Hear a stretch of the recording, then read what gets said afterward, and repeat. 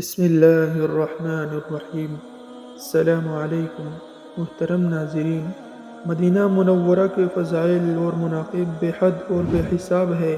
اللہ تعالیٰ اور اس کے رسول صلی اللہ علیہ وسلم کے نزدیک اس کا بہت بلند مرتبہ ہے۔ بہت سی احادیث اس کے مرتبہ اور فضیلت اور منقبت کو ثابت کرتے ہیں، اور نبی اکرم صلی اللہ علیہ وسلم کی دعائیں دلالت کرتی ہے کہ مدینہ منورہ دنیا اور آخرت کی بھلائیوں کا جامع ہے۔ حضرت عائشہ رضی اللہ تعالی عنہ کی ایک روایت میں آتا ہے کہ رسول اللہ صلی اللہ علیہ وسلم نے دعا کرتے ہوئے فرمایا: اللہم حبب الینا المدینة کحبنا مکة او شد اللہم بارک لنا فی ساعنا وفی مدنا وصححها لنا وانقل حمها الى الجحفة۔ اے اللہ، مدینہ کی محبت ہمارے دلوں میں مکہ کی محبت سے بھی بڑھا دے۔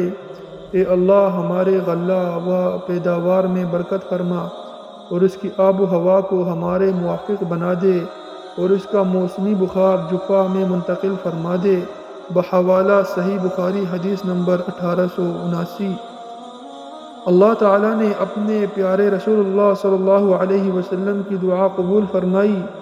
اس مبارک اور پاکیزہ دعا کے نتیجہ میں مدینہ منورہ کی معیشت روز رواں ہے، اور اس کی محبت ہر مسلمان کے دل میں کائنات کے سب خطوں سے بڑھ کر ہے۔ اور بہت دفعہ نبی کریم صلی اللہ علیہ وسلم نے مدینہ منورہ کے لیے برکت کی دعائیں فرمائی۔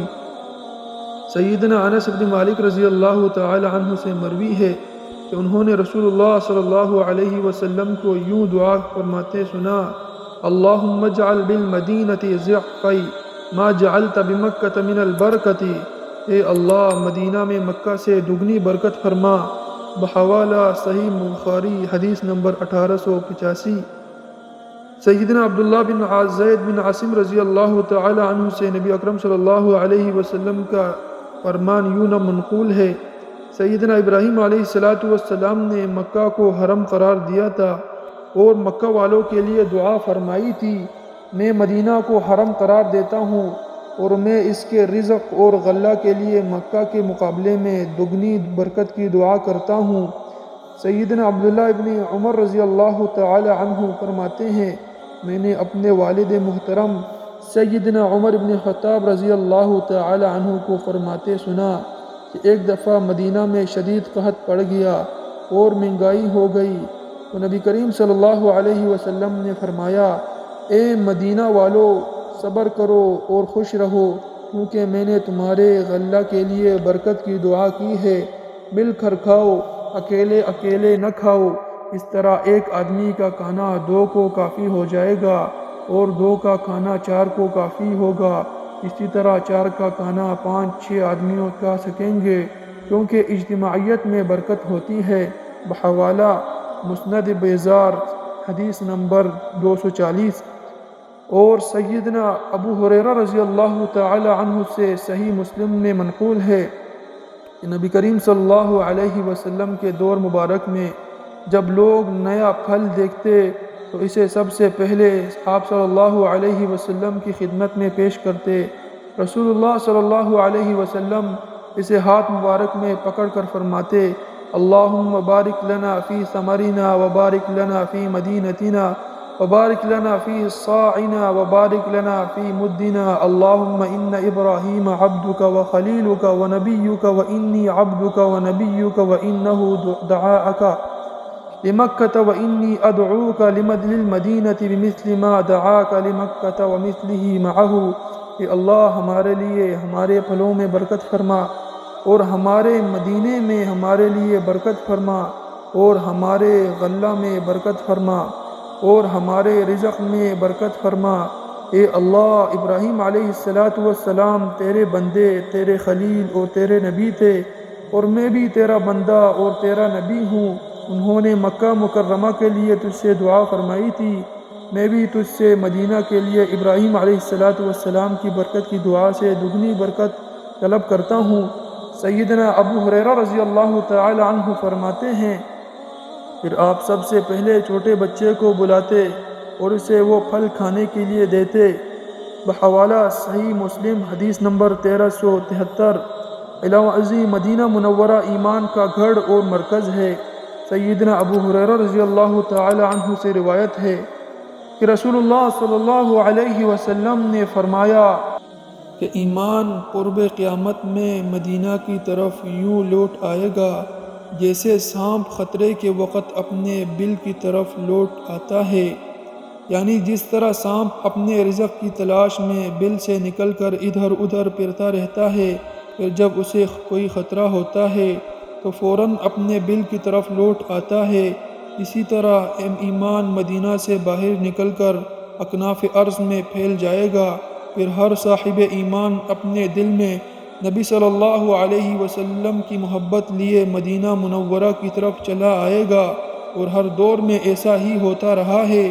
چنانچہ نبی اکرم صلی اللہ علیہ وسلم کے دور میں لوگ آپ سے طلب علم کے لیے کشاں کشاں مدینہ منورہ جایا کرتے تھے۔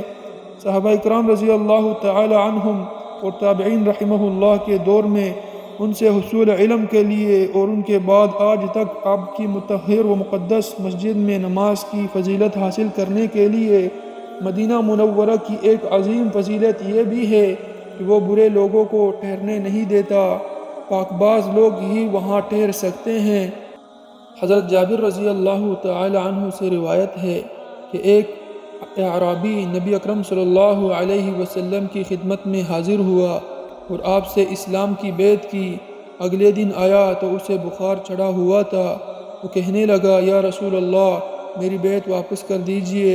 آپ نے انکار فرمایا۔ 3 دفعہ اسی طرح ہوا، پھر آپ نے فرمایا، مدینہ بٹی کی طرح میل کچیل دور کرتا رہتا ہے اور پاکیزہ چیز ہی کو باقی رکھتا ہے۔ بحوالہ صحیح بخاری حدیث نمبر 1883۔ نیز آپ نے فرمایا، مدینہ برے لوگوں کو یوں الگ کر دیتا ہے جس طرح آگ چاندی کی میل کچیل کو دور کر دیتی ہے۔ بحوالہ صحیح مسلم حدیث نمبر 1384۔ اور جب بھی کوئی برا شخص مدینہ منورہ سے نکلتا ہے تو اللہ تعالیٰ اس سے بہتر شخص مدینہ منورہ میں لا بساتا ہے۔ صحیح مسلم میں سیدنا ابو ہریرہ رضی اللہ تعالی عنہ سے روایت ہے کہ نبی صلی اللہ علیہ وسلم نے فرمایا، ایک زمانہ آئے گا کہ آدمی اپنے رشتہ دار سے کہے گا، آؤ آؤ مدینہ چھوڑ کر خوشحال علاقے میں چلے جائیں، کاش انہیں علم ہو جائے کہ مدینہ ان کے لیے ہر حال میں بہتر ہوگا۔ قسم ہے اس ذات اقدس کی جس کے ہاتھ میں میری جان ہے، جو بھی شخص مدینہ کو ناپسند کرتے ہوئے اس سے نکلے گا، اللہ تعالیٰ اس سے بہتر شخص مدینہ میں لا بسائے گا۔ خبردار، یقیناً مدینہ بٹی کی طرح ہے جو برے لوگوں کو نکال باہر کرتا ہے۔ قرب قیامت بھی مدینہ برے لوگوں کو ایسے باہر نکال کرے گا جیسے بٹی لوہے کی میل کچیل کو دور کر دیتی ہے۔ بحوالہ صحیح مسلم حدیث نمبر 1381۔ البتہ جو شخص کسی اور مقصد کی خاطر مدینہ منورہ کی رہائش چھوڑے اس کے لیے کوئی حرج نہیں، کیونکہ نبی اکرم صلی اللہ علیہ وسلم نے ناپسند کرتے ہوئے کی قید لگائی ہے۔ اس حدیث سے یہ بات بخوبی واضح ہے کہ رسول اللہ صلی اللہ علیہ وسلم مدینہ منورہ کی رہائش کی طرف رغبت دلا رہے ہیں، کیونکہ آپ مدینہ کی دنیاوی اور اخروی خیر و خوبی کو خوب سمجھتے تھے۔ سیدنا سعد بن ابی وقاص رضی اللہ تعالی عنہ سے مروی ہے، نبی کریم صلی اللہ علیہ وسلم نے فرمایا، جو شخص تنگی اور مشقت کے باوجود مدینہ میں ٹھہرا رہے گا، میں قیامت کے دن اس کا سفارشی یا فرمایا کہ گواہ ہوں گا۔ بحوالہ صحیح مسلم۔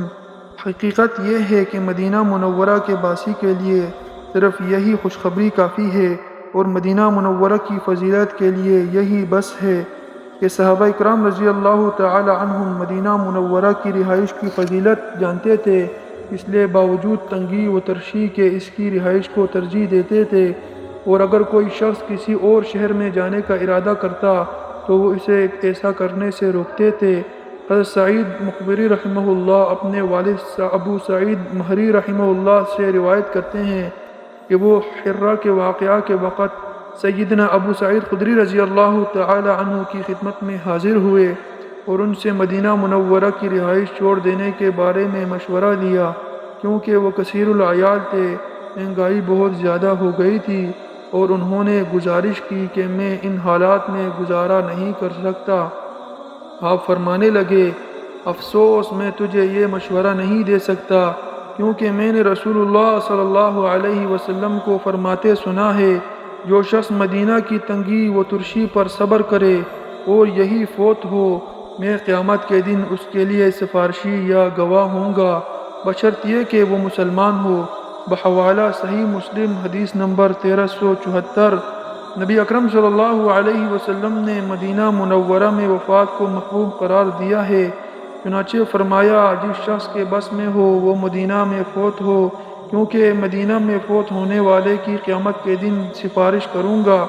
مدینہ منورہ کی ایک فضیلت یہ بھی ہے کہ رسول اللہ صلی اللہ علیہ وسلم نے اس شخص کی مذمت فرمائی ہے جو اہل مدینہ کو خوف زدہ کرے یا ان سے مکر و فریب کرے۔ صحیح بخاری میں حضرت عائشہ بنت سعد کی روایت میں ہے کہ میں نے اپنے والد محترم سیدنا سعد ابن ابی وقاص رضی اللہ تعالی عنہ کو فرماتے سنا کہ میں نے نبی کریم صلی اللہ علیہ وسلم کو فرماتے سنا ہے کہ جو شخص اہل مدینہ سے مکر و فریب کرے گا وہ اس طرح ناپید ہو جائے گا جس طرح نمک پانی میں حل ہو جاتا ہے۔ بحوالہ صحیح بخاری، حدیث نمبر 1877۔ اور امام نسائی رحمہ اللہ نے سیدنا صائب ابن خلاد رضی اللہ تعالی عنہ کی حدیث بیان فرمائی ہے، جو ظالم شخص اہل مدینہ کو خوف زدہ کرے گا اللہ تعالیٰ اسے خوف زدہ کریں گے اور اس پر اللہ تعالیٰ، فرشتوں اور تمام لوگوں کی لعنت ہوگی۔ ایسے شخص سے کوئی فرض یا نفل قبول نہیں کیا جائے گا۔ بحوالہ سنن کبریٰ نسائی، حدیث نمبر 4266۔ حضرت عامر ابن ابی سعد اپنے والد محترم سعد ابن ابی وقاص رضی اللہ تعالی عنہ سے روایت کرتے ہیں، جو شخص اہل مدینہ کے ساتھ بدسلوکی کا ارادہ کرے گا اللہ تعالیٰ اسے آگ میں یوں پگھلائیں گے جس طرح سیسہ پگھل جاتا ہے یا جیسے نمک پانی میں حل ہو جاتا ہے۔ اور حد یہ ہے کہ رسول اللہ صلی اللہ علیہ وسلم نے اہل مدینہ کو خوف زدہ کرنا خود آپ صلی اللہ علیہ وسلم کو خوف زدہ کرنے کے مترادف قرار دیا ہے اور فرمایا ہے کہ اللہ تعالیٰ ایسے شخص سے کوئی فرض یا نفل قبول نہیں فرمائیں گے۔ چنانچہ سیدنا جابر بن عبداللہ رضی اللہ تعالی عنہما سے روایت ہے کہ رسول اللہ صلی اللہ علیہ وسلم نے فرمایا، جو شخص اہل مدینہ کو خوف زدہ کرے گا اس پر اللہ تعالیٰ، فرشتوں اور سب لوگوں کی طرف سے لعنت ہوگی۔ اللہ تعالیٰ اس سے کوئی فرض یا نفل عبادت قبول نہیں فرمائیں گے۔ جس شخص نے اہل مدینہ کو خوف زدہ کیا، یوں سمجھے اس نے آپ صلی اللہ علیہ وسلم کو خوف زدہ کیا۔ یہ فرماتے ہوئے آپ نے اپنی طرف اشارہ کیا۔ اور ایک حدیث میں سیدنا جابر رضی اللہ تعالی عنہ سے یوں مروی ہے کہ انہوں نے فرمایا، ہلاک اور برباد ہو وہ شخص جس نے رسول اللہ صلی اللہ علیہ وسلم کو خوف زدہ کیا۔ حضرت جابر رضی اللہ تعالی عنہ کے دونوں بیٹوں یا دونوں میں سے کسی ایک نے استفسار کیا، ابا جان، رسول اللہ صلی اللہ علیہ وسلم تو وفات پا چکے ہیں، آپ کو خوف زدہ کرنے کا کیا مطلب؟ سیدنا جابر رضی اللہ تعالی عنہما نے فرمایا، میں نے رسول اللہ صلی اللہ علیہ وسلم کو فرماتے سنا ہے، جس نے اہل مدینہ کو خوف زدہ کیا اس نے خود مجھے خوف زدہ کیا۔ مدینہ منورہ کی ایک فضیلت یہ بھی ہے کہ اس میں دجال اور طاعون داخل نہیں ہو سکتے۔ یہ بات بہت سی صحیح احادیث میں مذکور ہے۔ صحیح بخاری اور صحیح مسلم میں سیدنا ابو ہریرہ رضی اللہ تعالی عنہ سے روایت ہے کہ نبی کریم صلی اللہ علیہ وسلم نے فرمایا، مدینہ کے راستوں پر فرشتے مقرر ہے، اس میں طاعون اور دجال کا داخلہ ممکن نہیں۔ حضرت انس رضی اللہ تعالی عنہ سے بھی مروی یہ حدیث ہے کہ نبی کریم صلی اللہ علیہ وسلم نے فرمایا، دجال ہر شہر میں داخل ہوگا سوائے مکہ اور مدینہ کے، کیونکہ ان کے راستوں پر فرشتے صف باندھے حفاظت کر رہے ہوں گے۔ وہ ایک ناکارہ سی زمین میں پڑاؤ ڈالے گا، پھر مدینہ میں 3 زلزلے آئیں گے، ان کے ڈر سے ہر کافر اور منافق مدینہ سے نکل کر دجال سے جا ملے گا اور مدینہ منورہ پاک ہو جائے گا۔ صحیح بخاری میں سیدنا ابو بکر رضی اللہ تعالی عنہ سے منقول ہے کہ نبی کریم صلی اللہ علیہ وسلم نے فرمایا، مدینہ میں دجال کا رعب داخل نہ ہوگا ان دنوں مدینہ کے 7 دروازے ہوں گے، ہر دروازے پر 2 فرشتے مقرر ہوں گے۔ ان فضائل کے علاوہ اور 2 ایسی عظیم فضیلتیں ہیں جن کے برابر کوئی دوسری فضیلت نہیں، اور وہ یہ کہ مدینہ منورہ میں نبی کریم صلی اللہ علیہ وسلم کا روضہ مبارک اور آپ کی مقدس مسجد موجود ہے۔ انشاءاللہ ان کا ذکر ہم الگ طور پر کریں گے۔ امید کرتا ہوں کہ آپ کو آج کی ویڈیو اچھی لگی ہوگی۔ اگر آپ کو ہماری آج کی ویڈیو اچھی لگی ہے تو ویڈیو کو لائک کریں، اور اس طرح کی مزید اسلامی ویڈیوز کو دیکھنے کے لیے ہمارے چینل کو سبسکرائب کریں۔ ملتے ہیں ایک نئی ویڈیو میں۔ اللہ حافظ۔